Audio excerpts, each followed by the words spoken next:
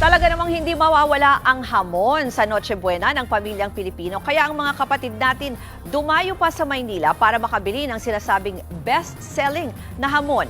At live mula sa Maynila, nasa frontline ng balitang yan, si Mobile Journal Merymon Reyes. Merymon, may mga available pa ba na hamon dyan? At magkano ang bentahan ngayon?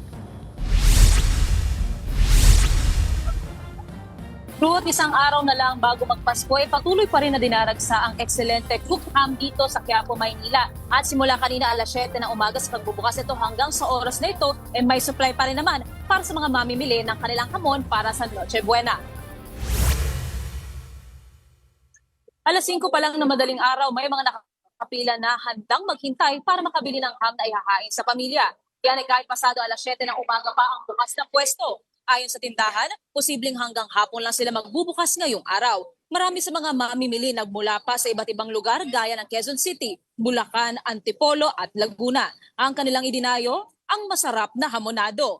Para sa Chinese ham, ang 1 kilo, 2,000 piso. 1,000 piso naman ang kalahating kilo at ang 1/4 kilo naman ay 500 piso. Para naman sa pineapple sweet ham, 1,360 pesos ang 1 kilo, 680 pesos ang kalahati at 340 pesos ang 1/4 kilo. Ang sweet bacon ham, 1,440 pesos kada kilo, 720 pesos kada kalahating kilo at 360 pesos para sa 1/4 kilo.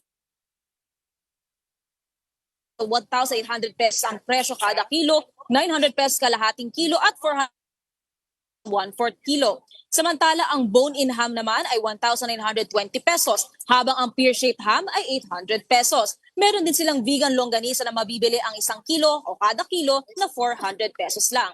Bukod sa pamimili, abala rin ang Quiapo Church sa paghahanda para sa mga debotong dadalo sa mga misa ngayong araw. Ngayong ika-24 ng araw na 7 Disyembre, may vigil mass na nakaschedule ng alas 5 ng hapon, alas 6 at alas 7 ng gabi. Alas 8 ng gabi naman isasagawa ang panunuluyan at alas 9 ng gabi ang isa pang solemn mass. Ruth, ito ang kasulukuyang lagay ngayon ng ekselente ham. Marami-rami na naman ulit ang mga tao. Bagaman humuhupa, pagkatapos na ng ilang minuto, may mga pupunta ulit. Pero so far, ang nasabi sa atin, posibleng mapaaga, parang before 6:30 p.m. ang posibleng pagsasara nila. And then bukas, araw ng Pasko, nakadepende rin sa magiging advisory o anunsyo na ekselente kung magbubukas sila ng maaga o kung magkakaroon sila ng limited hours na operasyon. At mahigpit na paalala rin ng mga otoridad, lalong-lalo na sa mga pupunta sa simbahan para sa mga simba mamayang gabi, siguraduhin daw na maging alerto sa paligid at ingatan ang kanilang mga gamit. Yan muna ang latest mula dito sa Quiapo. Balik sa iyo, Ruth. Yan po ang Express Report ni Mobile Journal Merymon Reyes. Mga kapatid, Ruth Cabalco, para sa mabilis na pasada ng mga balitang dapat niyong malaman, mag-follow at mag-subscribe sa social media pages ng News 5.